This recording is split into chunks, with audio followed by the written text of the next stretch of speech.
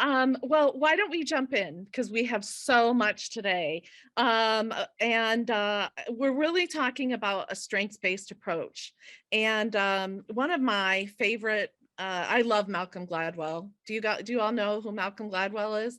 And if you haven't read his book Outliers, I want to beg you to read it because it was just the whole book was a huge aha to me. But he says, if you work hard enough and assert yourself and use your mind and imagination, you can shape the world to your desires.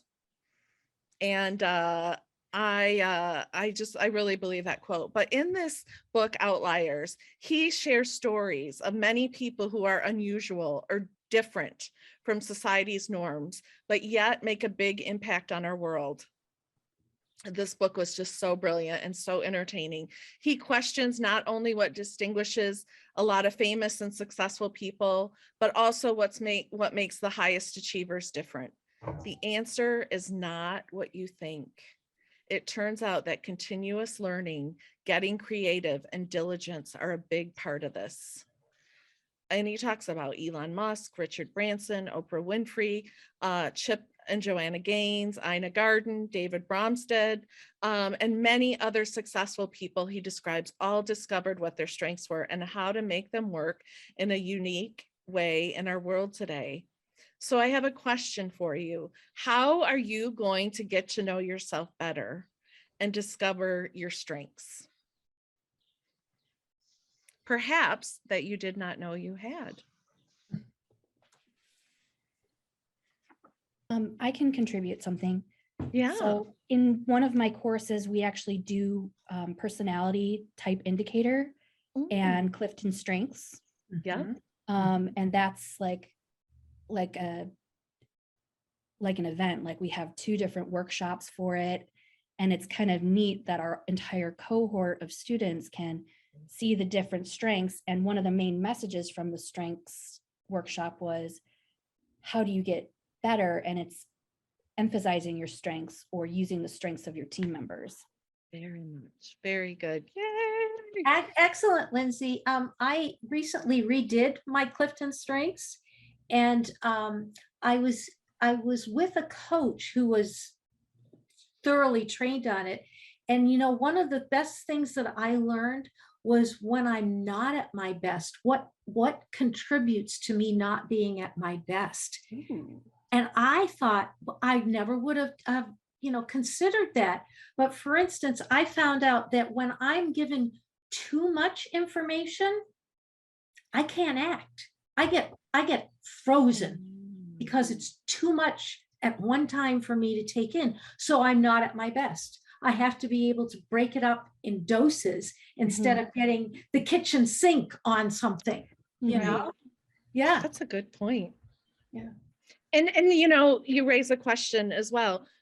When are you at your best? So how are you going to learn more about your strengths, and or when are you at your best? When do you feel like you're firing on all cylinders? Did anybody do the VIA Institute? I did, yeah. You did, Scott? That Okay, was so interesting. what was your takeaway? Well, do you want to hear my top 5? Sure, yes. 5 was honesty, 4 was zest, 3 curiosity, because I always like learning different things, 2 gratitude, and 1 love. Wow. Wonderful. Good. That may be different than it would have been 10 years ago. We changed, so it'll be interesting if I had done that like 10 years ago even. Yeah, and that's what I love about doing assessments. And I think Lindsay really I think she hit the nail on the head when she was saying about doing these assessments, because I think they do give you a snapshot of yourself at a certain point in time. Right. And it's not going to be that way forever, or it might not be that way forever. But the more you know about yourself, I think the more self-aware you can be. Right. Yeah. Absolutely. So if you haven't taken that test, it's free. Yeah. I highly recommend that you do it.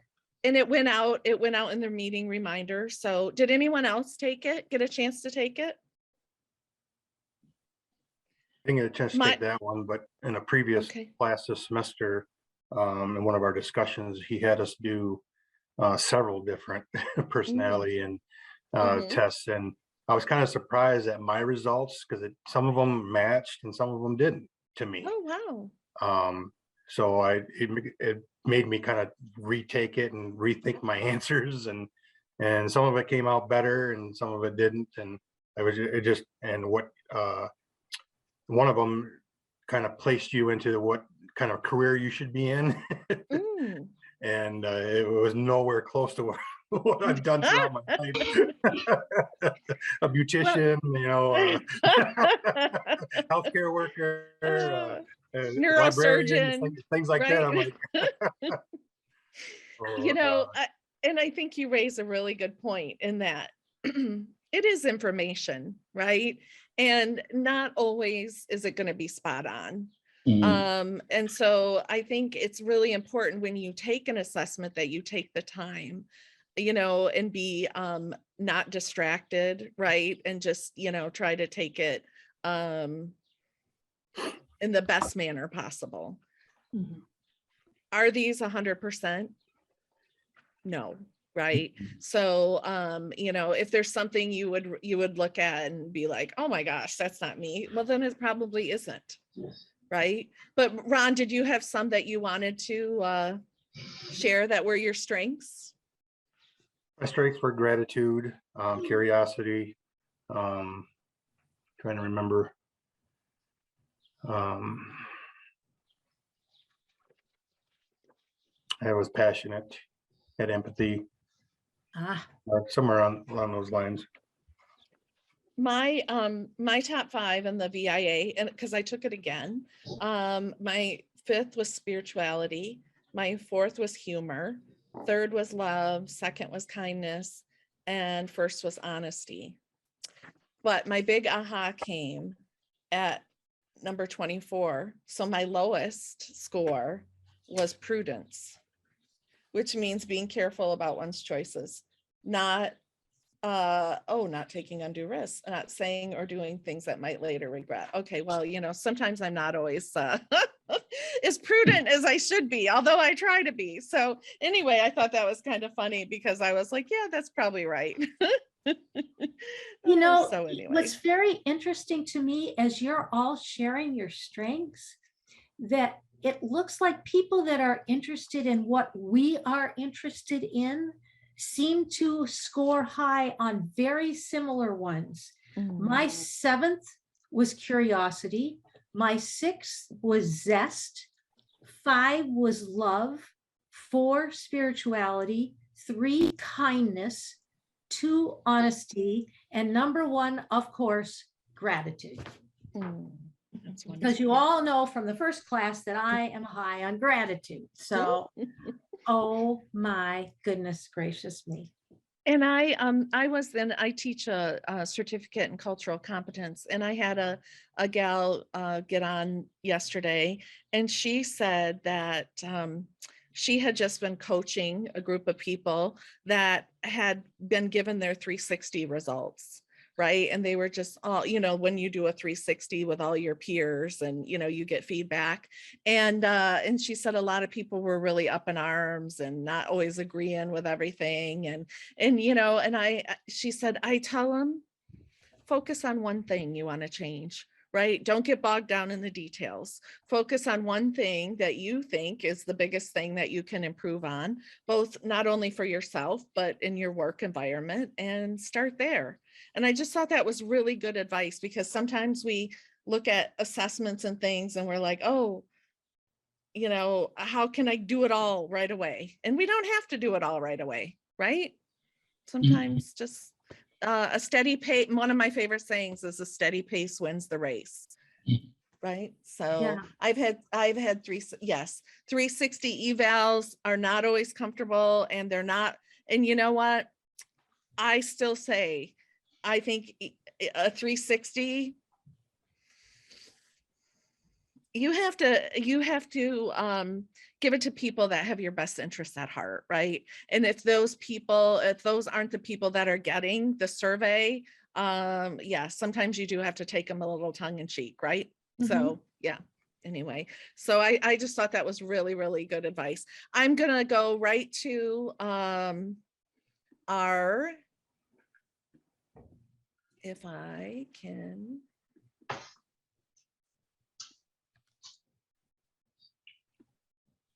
Oh.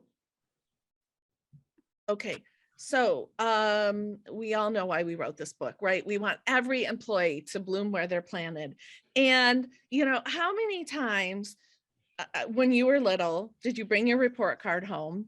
I was a student, you know, I'd have all A's and 1 B's. And my parents would say, we got to address this B, right?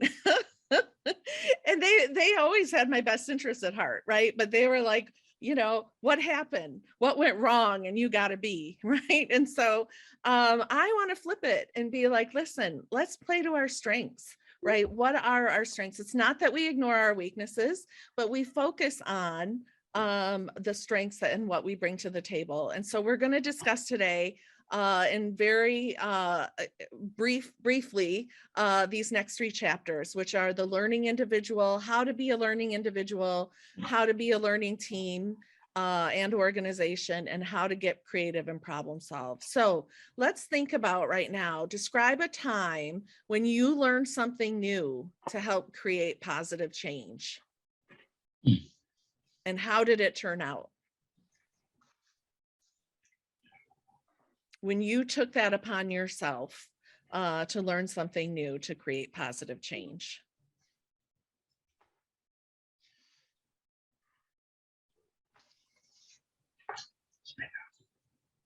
I think, Kim, I mean, we've already had some examples of you and me and Ron all going back to school. Yeah. Later in life. Yeah. And I think probably all of us could say that we learned something positive from the experience and what we learned, I think. Do you agree, Ron? Yeah, I agree. Yeah. Those are great. So I think And that's a good example right there. I'm just really focused right now on healthcare. I think because I've been visiting my friend, and, you know, she's going to be coming to stay with me. And, you know, when I was in the healthcare system, we came up with this saying, always clean. And we kind of developed like a whole little campaign around it. How were we going to not always have the hospital be always clean, but how can we ensure that it's always clean? And that was really, I mean, we did a deep dive and a high level, low level, you know, all these different ways and sides. And it was really effective, you know, because we wanted it to not only be clinically clean, right, but also empower people to help us make things clean, right? And I just I felt really proud of that. And you know, I've noticed that maybe they could use our mantra again when I've been at the hospital. So think about this. What would you accomplish in life if you knew you could not fail? I would write a book. Who said that? I would too. I have so many thoughts. Jeez. Well, we are going to do it then, Krista. Okay. So, yes, I will help you guys. We will help you guys with that. Mary and I, oh my gosh, half the time we didn't even know what we were doing when we were working on our book, did we, Mary? Nope, we didn't know what we were doing. We didn't know if we'd ever finish it. We never knew what the next step was going to be. It just, but in the end, I think we both are so excited because we feel that we have something concrete to offer in the book for everyone in one form or another. Yeah. So we will certainly help you with that. Anyone else? What would you do in life if you knew you could not fail? I think I would write too. I have so many thoughts all the time. Okay. Write songs. I mean, God, I'm right outside of Nashville. It's like songwriter paradise over here. Oh yeah. Absolutely. Absolutely. It's just thinking about it and putting it to paper. Awesome. Well, Lindsay, the first step in doing something is to start thinking about it. So you've Yeah. already taken the first step. Yeah. I can't think of an Absolutely. immediate example, but when both my daughters were younger and we were going through buying different things for them, at, Babies R Us when they were still open and things like that, I always thought of different ideas that would make things better. Oh, 'Cause I yeah. would like the umbrella stroller, because I'm such a tall guy, and having extended handles so I didn't have to bend Mhm. over and things like that. So I always have different ideas on how to make things better.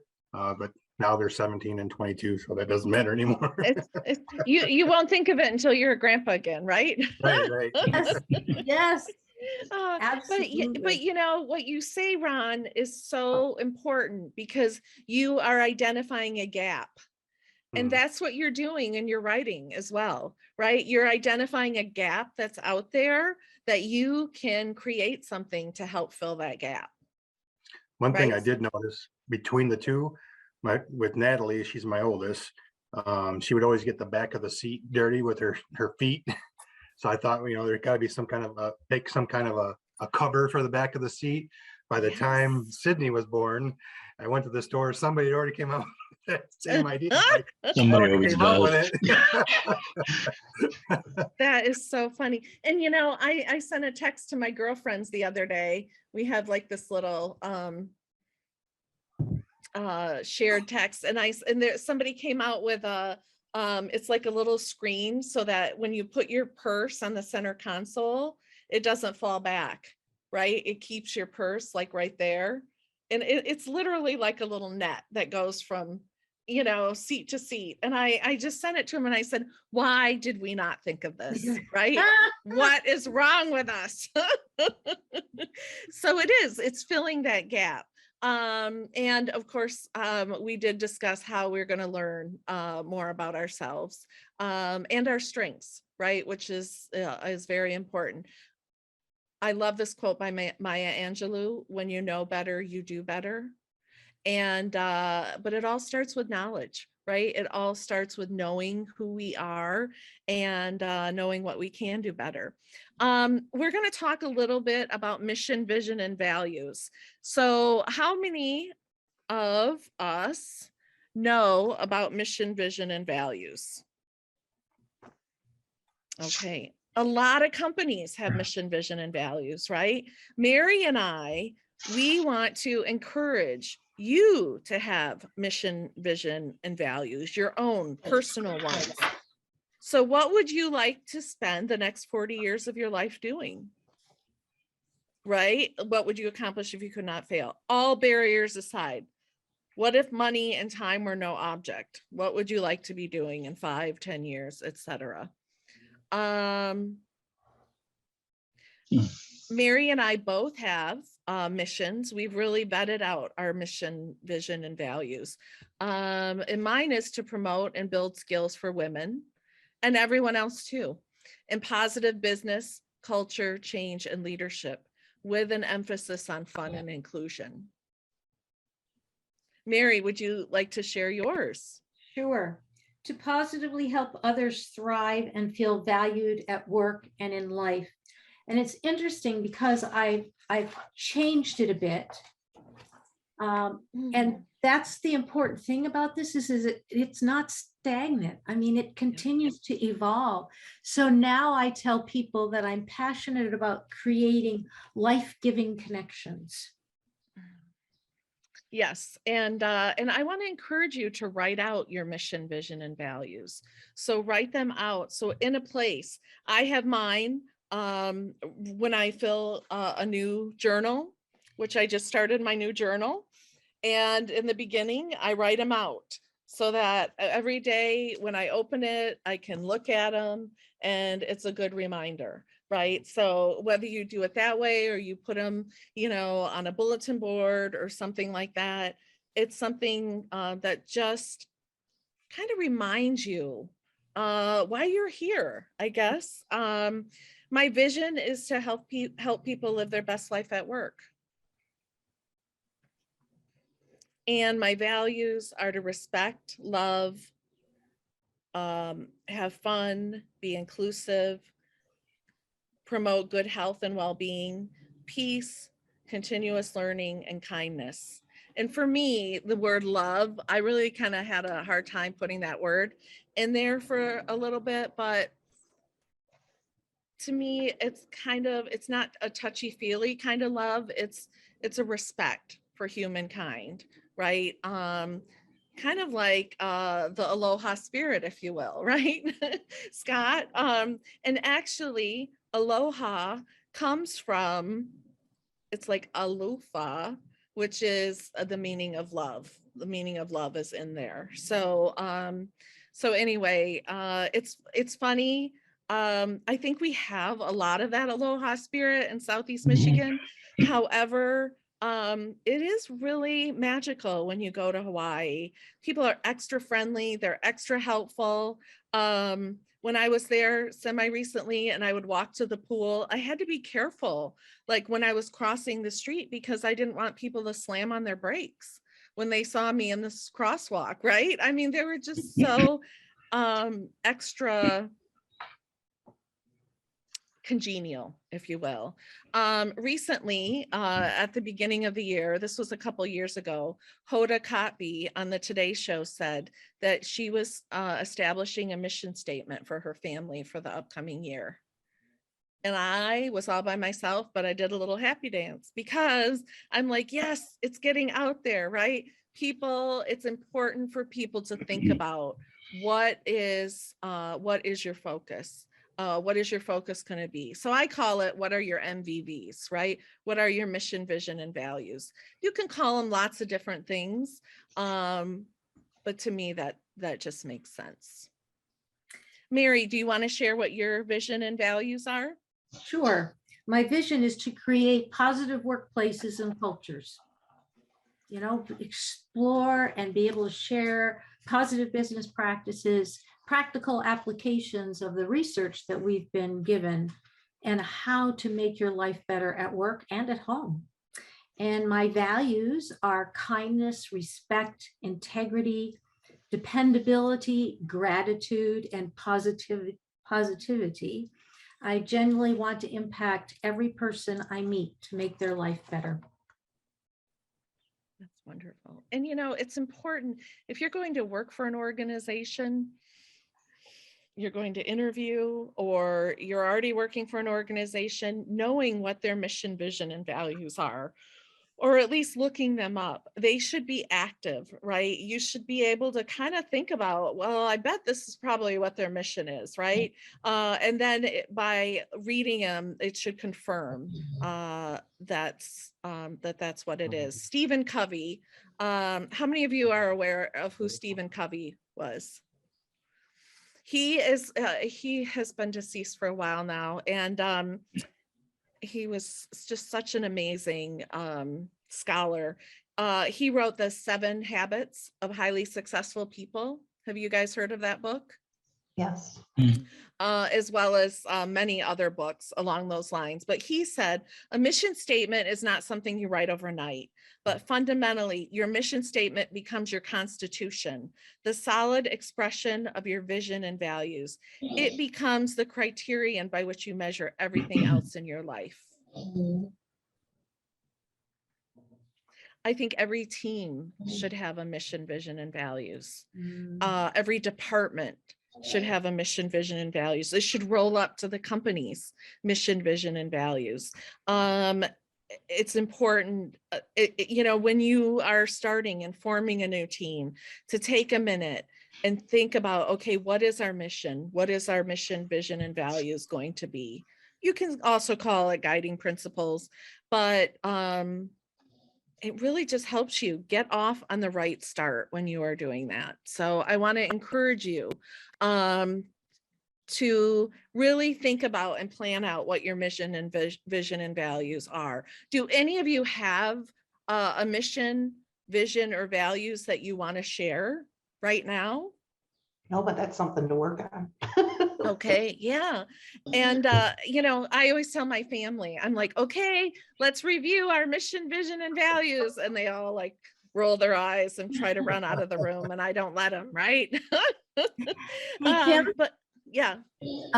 Lindsay had a great point in the chat that I think we should address. How can you get a team to agree on mission, vision, and values? What do you guys think? Yeah. What are some thoughts that immediately come to your mind when you have a team and you've been given an assignment, a product, a process you're supposed to get together? How do you get people on the same page? I think this is a tool that you can use to get people on the same page, right? I mean, by identifying, and sometimes that mission is handed down to you, right? By senior leadership, right? This is what we need you to do. So it's the leader's responsibility, to get everybody bought into that. But I think that's where the collaboration comes in. And I would say, I mean, I've been in situations where we write it on the board, right? And we erase parts of it and we add parts of it, right? And it's a very dynamic process that so that we can get to that point of why are we here and what are we here to do? Lindsay, do people have an opportunity to like brainstorm together on how the team is going to operate? What ideas are going to be considered, et cetera? I think that hasn't been drawn out yet, and that will be something that is going to happen. In the meantime, personal things are more important to other people, and that can contribute to conflict and not moving forward in progress. That's a good segue, Kim, for you to talk about the process of team forming. But I think somebody, I'm not sure if it was Ron or Scott, were going to say something just before I jumped in with Lindsay's question. Okay. I think you raise a really good point, Lindsay, and that you can have multiple missions, right? You can have, or maybe not multiple missions, but you can have several aspects of that mission, right? Like in the health system, it was research, education, and patient care, right? So you can have, it can be multi-dimensional, but the team has to agree on what that multi-dimension is, if you will. So, yes, the learning team and organization, how to be an empowered team. Many of us know of the forming, storming, norming, performing, and adjourning, right? The steps of the team. Have you guys heard of that? Okay, I'm going to put it in, and this is on page 84 and 85. Forming, storming, norming, performing, and adjourning. Oh, I'm going to say one thing before we get into this too heavily. I had a boss one time, and he told me that they were establishing the department's mission, vision, and values, and they met for over 9 months, once a week for an hour. He said it was the most, he'd rather had a lobotomy than go through this experience, right?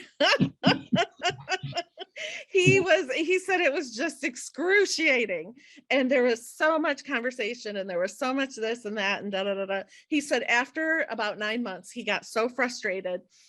He went home that night and he wrote out the whole mission, vision, and values. And he brought it to the next meeting and he said, "Here's a draft." And everybody approved it. They said, that's Wow. exactly what we've been talking about. And so, and I said to him, I said, all that conversation, even though it was a little painful, and it helped you get to that point, right? So don't think that when you are having this conversation and you are vetting these things out, that it's for naught, because it's not always for naught.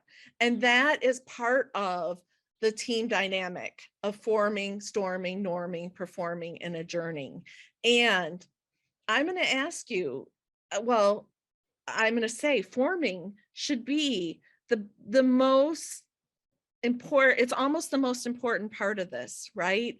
Is when you are putting your team together, when you are developing your MVVs, right? When you are coming together and identifying your mission and what needs to be done, it is very important that you do this in a deliberate way.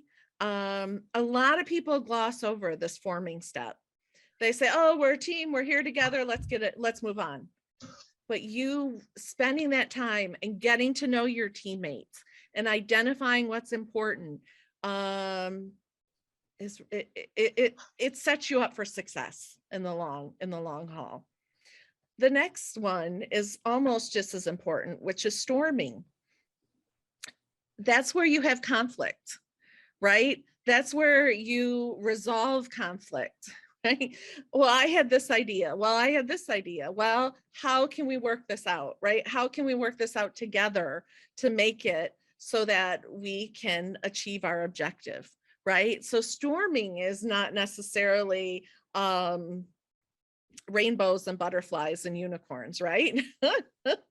But once you get to these first two steps and you really work through them, then comes the norming, right? Where everyone kind of knows their roles and everyone has a clear sense of what lies ahead. And then you do your performing and it just goes smoothly. It just happens, right? It just happens because you've laid all the groundwork. A lot of people go right from forming to performing.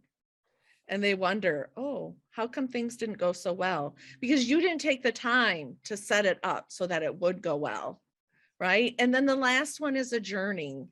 And it's really important as a team to celebrate successes, right? I love to celebrate success with food. Ha ha ha. But you know, there's lots of ways you can say, you can have a potluck. You can, you know, all go out to the park and, you know, have a picnic. You can do a variety of things, but it's good to celebrate your success. And because you know what, it makes the team experience even that much better and that much more concrete. How to be an empowered team. This is on page 85. Clarify the team's purpose and expectations. Oh, and I tell a story in the book. I had a colleague who was tasked with implementing a human resource or human capital management system at a company. They didn't check in regularly with senior leadership, right? They got the assignment and they went off. And all of a sudden, they were to the point where they were bringing in vendors to approve this. And senior leadership was like, oh no, that's not at all what I was wanting.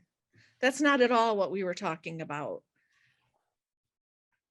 And I was like, she was so befuddled, but she had not checked in along the way, right? And so it's really important as a team to check in with leaders and make sure you're on the right track. Support the decision makers who support the team, right? Keep them engaged, keep them informed on what's happening. Communicate with those in positions above and below you. I think we've established how important communication is, right? Identify roadblocks and barriers sooner rather than later, which is really important. And ask for authorization. When you have things that come up, ask for authorization as soon as you need to. There's a saying, sometimes it's better to ask forgiveness than permission. that is not the time. This is not one of those situations, right? Keep those in charge, apprised of what you're doing, and that will really help. What do you think, Mary? What do you think about that team advice? I think it is so on point, because if you don't have those things, you can't have an empowered team. You know, if everyone understands the purpose and everyone understands what the expectations are, you know, then the communication is there. And you're right, it has to be constant. I know of someone who works in a hospital and was charged with getting rooms ready for COVID patients. All right. So to get the rooms ready, you know, they had to have the right number, the right type of electricity for any of the machines that were needed in that room. Because let's face it, some of the serious COVID patients needed ventilators and Oh yeah. all of this stuff. So he was charged to have his team get rooms ready for COVID that weren't. And he would have meetings where they would go through step by step by step.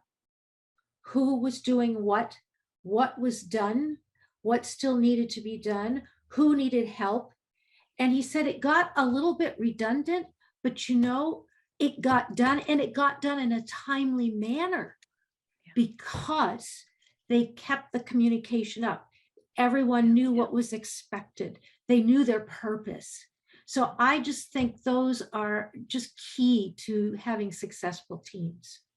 And one thing I want to say is sometimes when you're setting up your team, if you know you're going to have some negative Nellies or negative Nancy's on your team, sometimes you might want to have a couple of your allies on your team, right? Bring them into the fold. So, you know, because you want to, I don't want to say you want to stack the deck, but you want to balance the deck out, right? I think that's really important. So, so bring some people that you think, you know, are going to be able to get excited about this initiative, right? And moving it forward. And sometimes that can help and be the difference to creating a tipping point when you're on the team. We all know who Amy Poehler is, right? Tina Fey's partner in crime. And she has a saying that I put in the book, we put in the book: as you navigate through the rest of your life, be open to collaboration. Other people and other people's ideas are often better than your own. Find a group of people who challenge and inspire you. Spend a lot of time with them and it will change your life. So I do think being part of the team dynamic and a good leader of a team is when someone's idea is that much better than yours, you acknowledge it. You're like, oh my gosh, that is way better, right? And get excited about it, because it is exciting to me. I'm constantly excited about when I'm on a team environment, how we get to such a better place, right? Than if it was just me by myself, right? So there are better ideas and better things that come. And so I want to encourage you to identify those and have those allies on your team. Okay, I'm going to go back to chapter 7 and let me see. Describe a time when you had to learn something new to work within your team. We kind of addressed that, right? A little bit. But tell me about when you had to learn something new, was it a forced experience or was it something that you were excited about and you did on your own to make all the difference in that team environment? Does that make sense? Mhm. Yeah. For me, when I started this job last summer, um, the school district is going through a lot of bond construction. And I've never been a part of any construction projects or anything like that. So I've had to learn a lot of new things this past year, to the point now my superintendent is retiring. A new one just got offered a job last night, so I'm going to have to be the point person now. So it was kind of a forced thing, but something that I needed to know from my job. So, and I've enjoyed learning this new aspect and adding to my toolbox of Okay.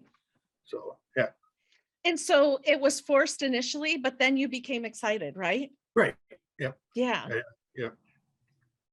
that's a great example. Does anyone else have one to share like that? I haven't had one that was forced, but I've done a lot of volunteer work in the past. So I was able to learn, I meet different people and learn different aspects. I would help with the homeless LGBT youth in Nashville. So it was sort of a team effort, but I think by doing that, I helped with change, and the kids were very appreciative. And That is awesome. first, I was horrified spending the night, because I would actually stay over some nights with a group of people and make sure they stayed there, they didn't leave, they got along, but Right. I think they were just so happy to have shelter that they slept, and everything was more positive than I actually thought it might be. But Yeah, that's wonderful. Mhm. That's a wonderful example. So think about the teams that you're on right now. And this can be introspective or you can share. But how will you begin to learn more about your teams that you are on? What specific steps will you take?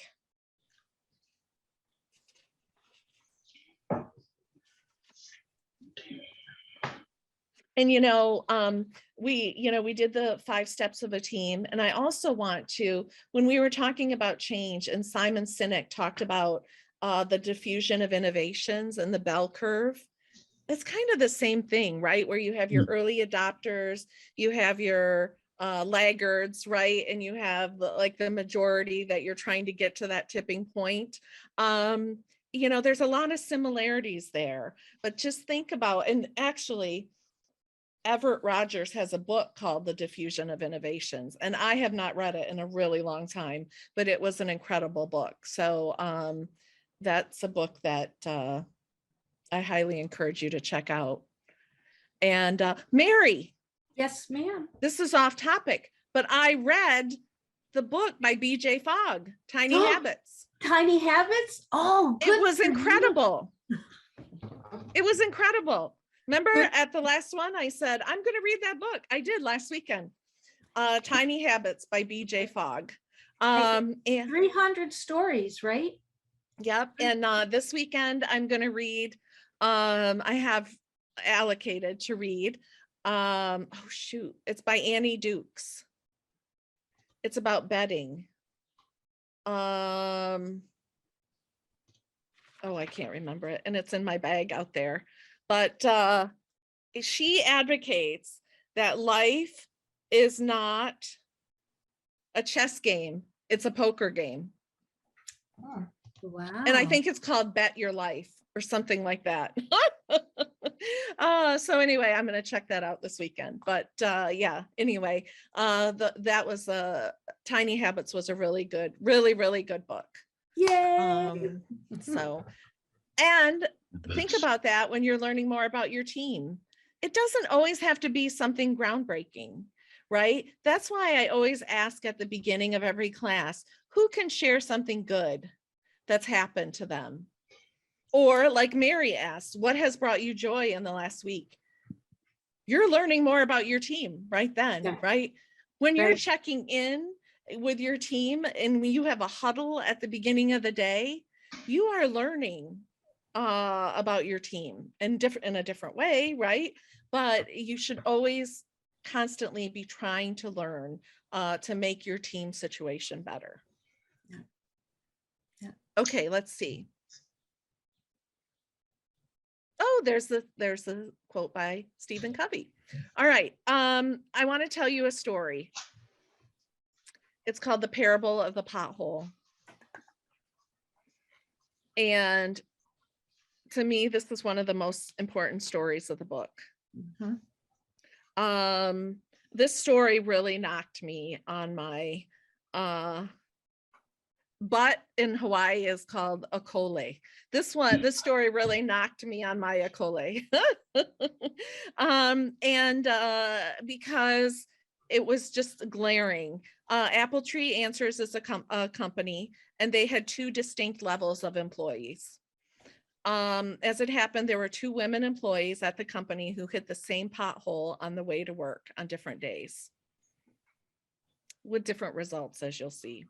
The first woman, a salaried employee, the CFO, hit the pothole, got a flat tire, called her insurance company, called the towing company. They towed her car to the dealership. She got to work a little late. She delivered her car to work.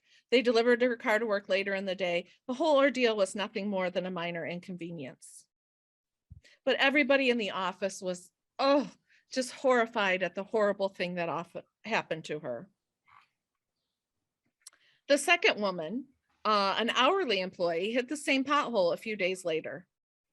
As some of you know that live in snowy states, it takes a while for these potholes to get fixed sometimes, right? Mhm. This hourly employee did not have a towing service. She had to find a way to get her car to the garage. She panicked because she wasn't even sure if she could pay for the towing, given that there was less than $200 in her checking account.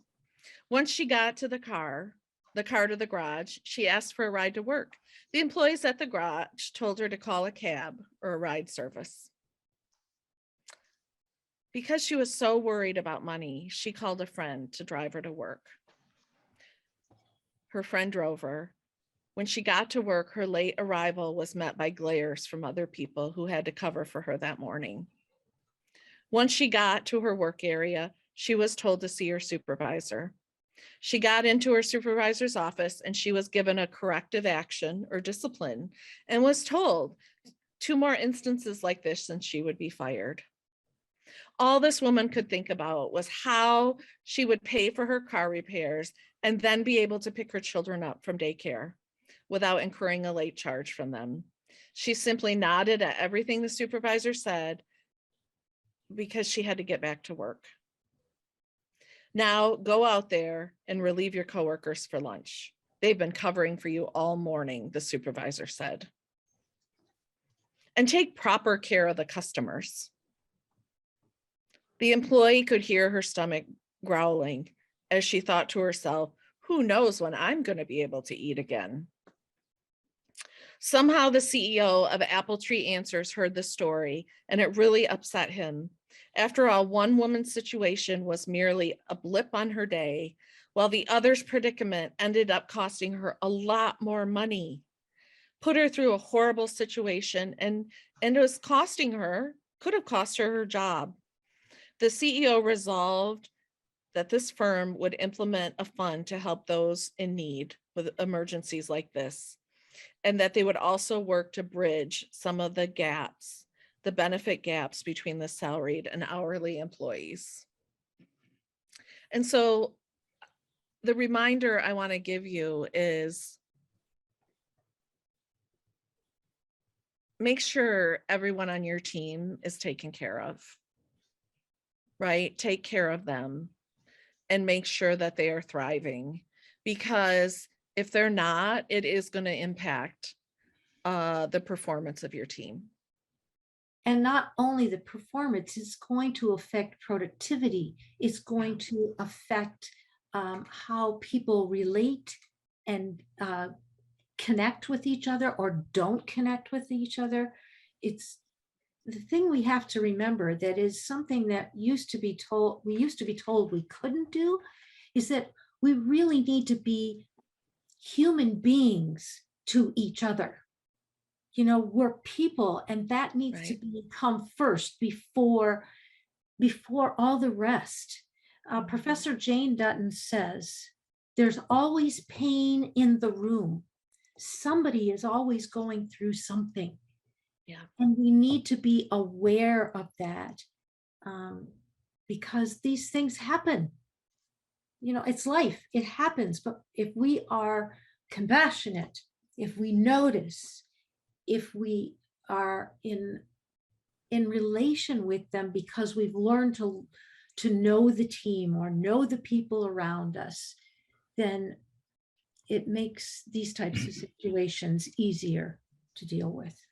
And when you are leading a team, you can tell when something's not right, from someone, or, they might be going through a hard time, and just pulling them aside and saying, how are things? Is everything okay?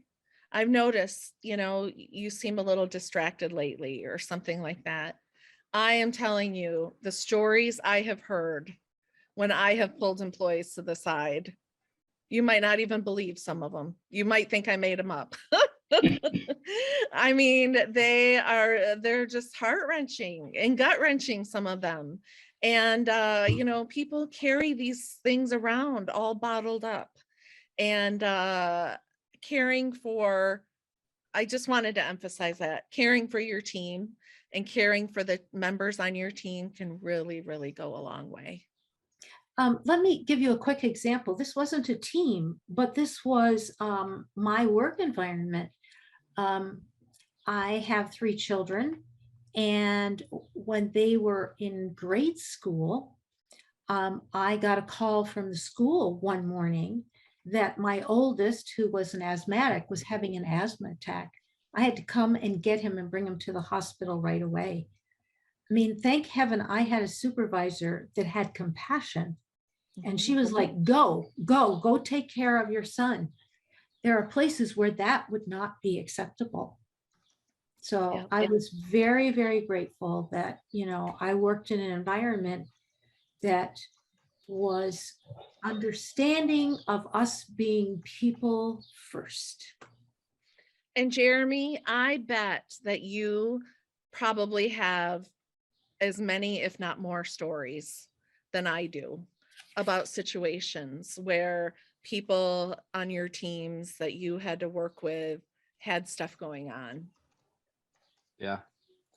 One Yeah. thing cool that our team does across our central students team is we always start with wins every time we meet, and then every time how we end is with prayer over each other and over the stuff coming up for the next events or stuff like that. So when you say, when you're in your team meeting, you share wins that you've had, Yeah. that's kind of your check-in. Personal or campus student team wins. I really love that. That is great. And Scott put in the chat that his company has an emergency fund that helps employees through difficult situations. And one thing the CEO talked about is they established the fund, and they had a really hard time initially for people to take advantage of it. There was a lot of pride out there, right? And finally, a couple people were like, listen, I'm swallowing my pride. I have a need, right? And it just kind of removed the floodgates, and people started asking for help. Do you find that people are willing to ask for this help, Scott, when they need it? I mean, you probably don't hear about it. I don't hear it, but I mean, and I had totally forgotten about it since, until I saw it in here, but we have tornadoes down here. Some family lost their home to fire, and you don't hear about that you don't think it would happen to people, but there's so much of that. Yeah. And the CEO would send a little note, if you can help out, here's the link to the fund. And then they're so grateful when they, so it's just a nice thing. I think even during COVID, some employees lost hours if they were in certain areas of the company, and you could donate even some PTO hours or something. Wow. I mean, it's weird how you can cycle all that and just help. The company's so big now, and we're remote, so we don't get to see these people, but it's nice when you can help them. Then you feel like a family more. Yes. That's really awesome. So the next chapter, get creative and problem solve. I don't think we teach enough about this in college. And it's my mission to teach students to be creative, to really think outside the bun, if you will, right? And there's a quote by Vincent van Gogh: "Great things are done by a series of small things brought together." That's my steady pace wins the race again, right? And so here's an example of a dilemma that a former colleague of mine had. She had 2 college-age daughters that were home. Both girls were home from college on a break, and they ran into the kitchen where my friend Joan was doing work. They both grabbed at the last orange. Sensing a looming disagreement, Joan diffused the situation by asking questions, right? She had 1 orange and 2 daughters. She decided not to just cut the orange in half, right? She decided to ask questions, and she found out that one daughter had just finished a workout and wanted to eat an orange to fuel her body. The other one was making a recipe and she needed the orange zest. What initially appeared to be a competing one sister versus the other dilemma quickly turned into a both and situation. And so I just want to encourage you, when you see a problem, not to assume that it is something that is going to be a disappointment, right? A disappointing situation. And I lost my earbud, so I think I'm going to take it off. Can you hear me okay? Yes.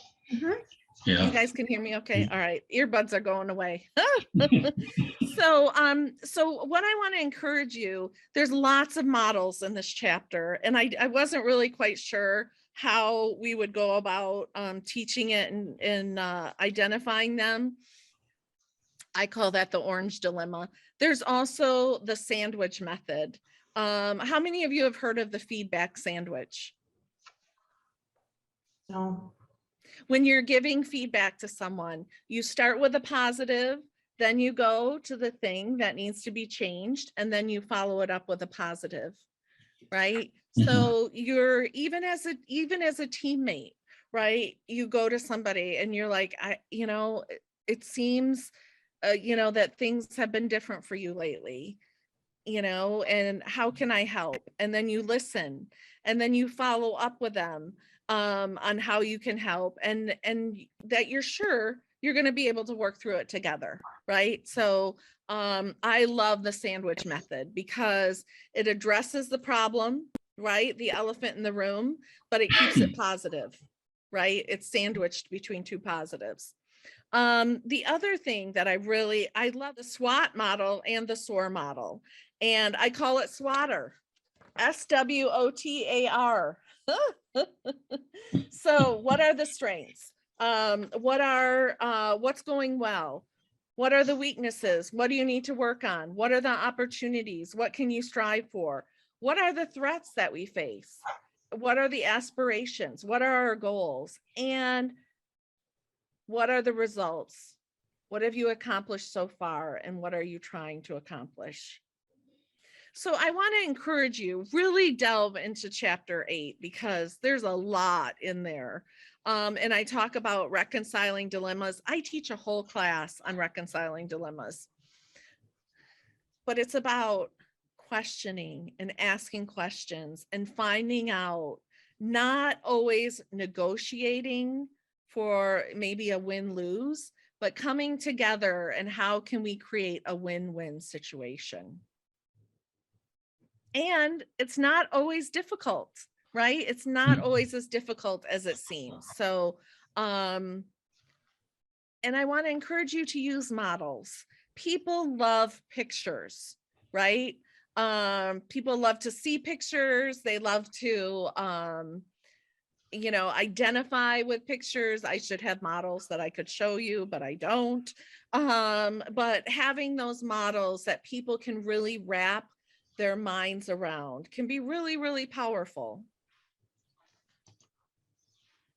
Such as, let's look at, remember we discussed the iceberg of ignorance the other week? let's see. Oh, I don't want to log out of Zoom. No, that would not be I don't good. know how to Yeah. do this, Mary. What, are you trying to go backwards? There we go. Okay. Okay. You know, we can talk about the iceberg of ignorance.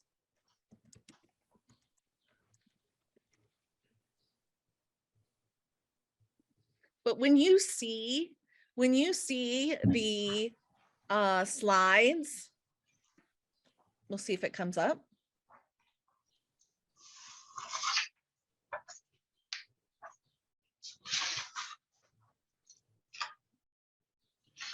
Okay, I guess that one doesn't want to come up.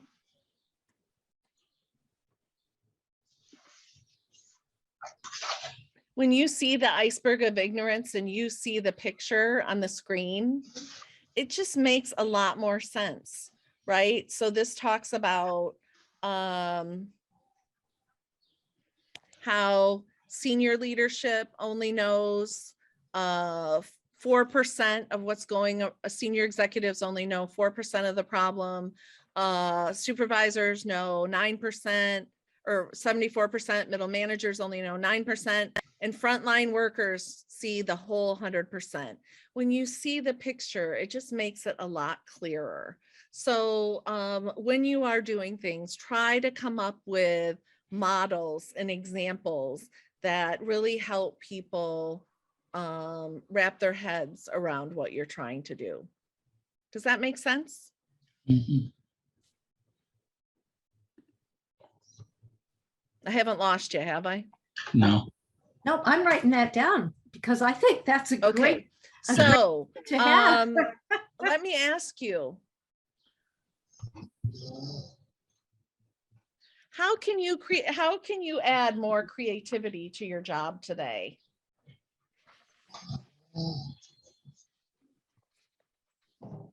What can you do to add more creativity that you're not doing currently?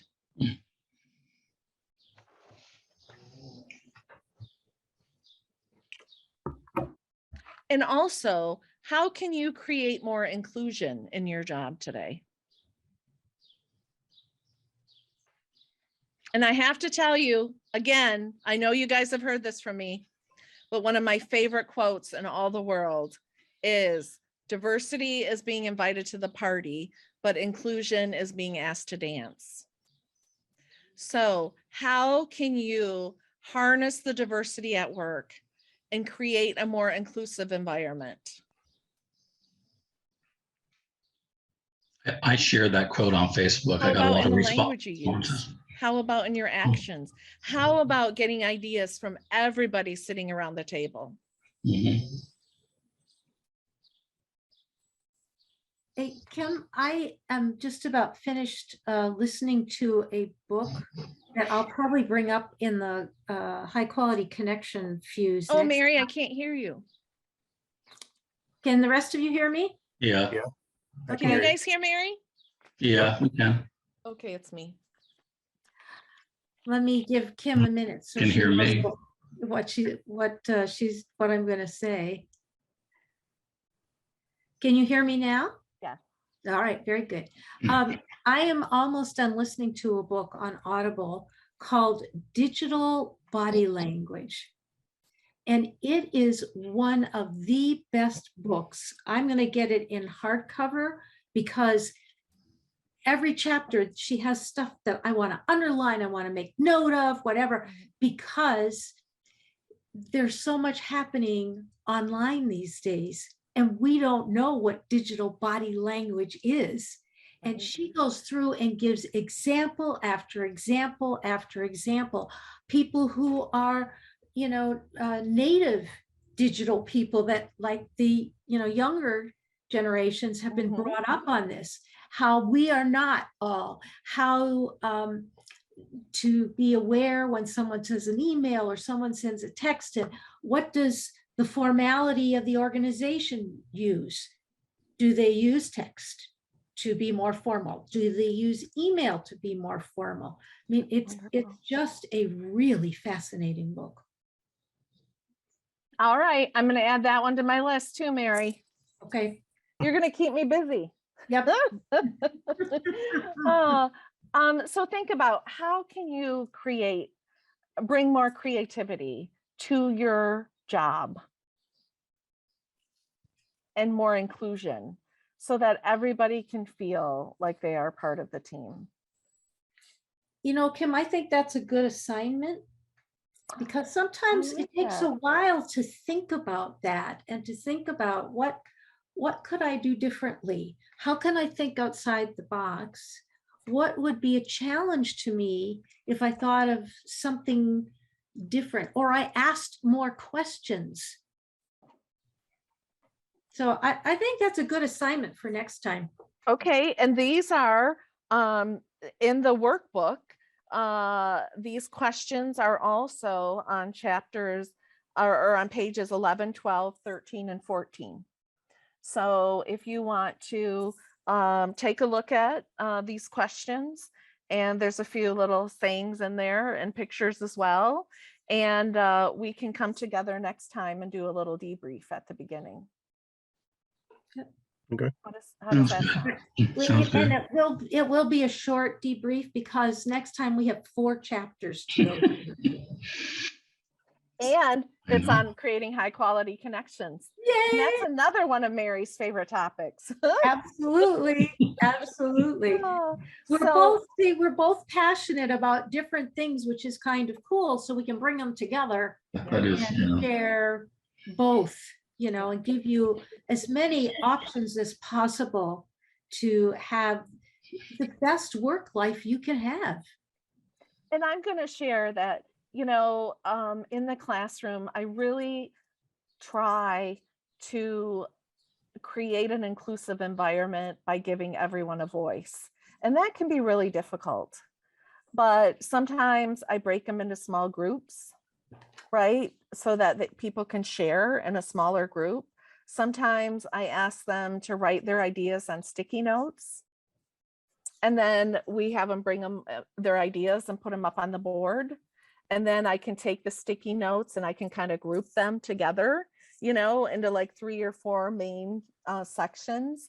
I mean, I just really try to make sure, and not every class, right? It's kind of difficult to do all the time, but at a somewhat regular basis throughout the semester, I want people to know that they're seen and heard, because hopefully when that happens, they'll be more apt to come to class, right? And they'll be more apt to be engaged. And to me, that's what it's all about.